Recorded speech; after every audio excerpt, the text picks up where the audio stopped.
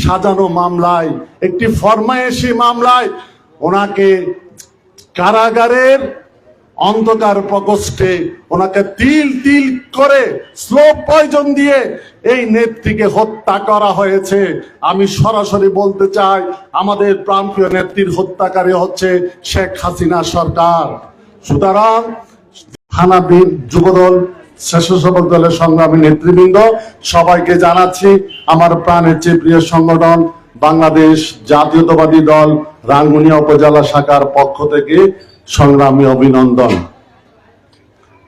আজকে আমরা এখানে শ্রদ্ধা চিত্তে স্মরণ করছি, এই রাঙ্গুনিয়া হচ্ছে শহীদ জিয়ার স্মৃতি বিজড়িত, কারণ শহীদ প্রেসিডেন্ট জিয়াউর রহমানের প্রথম সমাধি হচ্ছে রাঙ্গুনিয়ায়।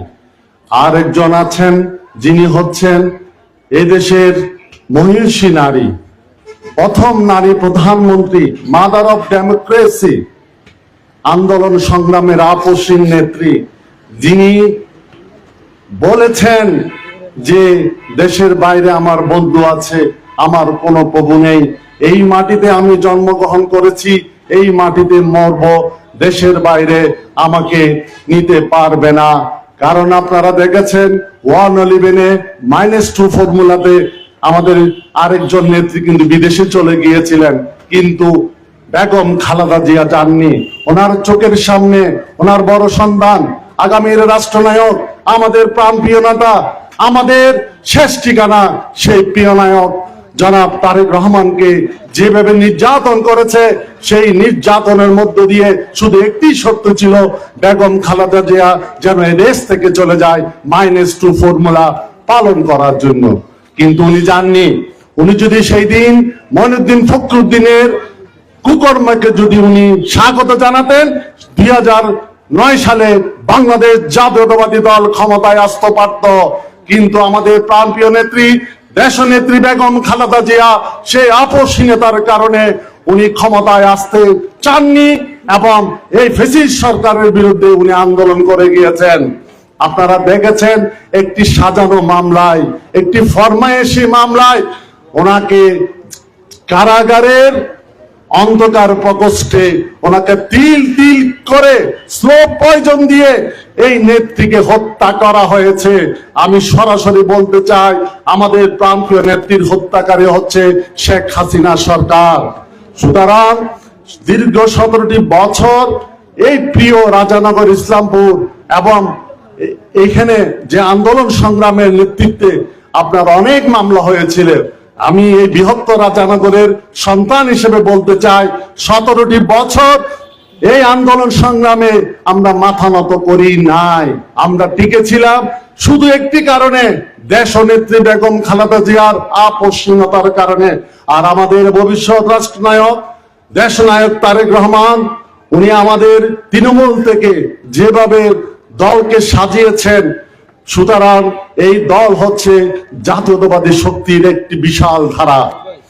আমি মনে করি আমরা যারা ওই দিন দেশনেত্রী বেগম খালেদা জিয়ার জানাজা পড়তে গিয়েছিলাম, সেদিন শুধু চোখের জলে অশ্রুতে ভরে উঠেছিল প্রাণপ্রিয়র জন্য। আপনারা দেখেছেন এত নির্যাতনের মধ্য দিয়ে সারা বাংলাদেশ, সারা বিশ্ব ওনাকে যে রাজকীয় বিদায় দিয়েছেন, সেটি হচ্ছে এই ধরনের রাজকীয় বিদায় কয়জনার ভাগ্য জুটে? শুধু জুটেছে মহান আল্লাহ তাআলা।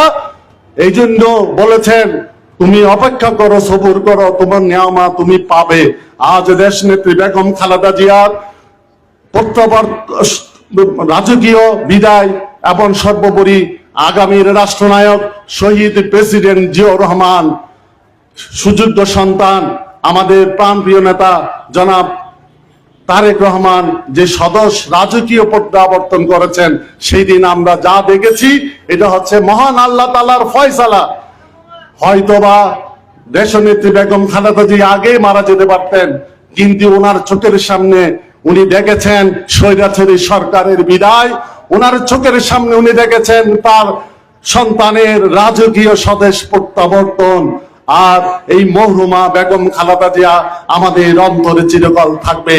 এই রাঙ্গুনিয়ায় আমাদের আরেকজন নেতা ছিলেন, আমাদের প্রাণপ্রিয় নেতা জনাব শহীদ সালাউদ্দিন কাদের চৌধুরী। আত্মার মাগফিরাত কামনা করছি।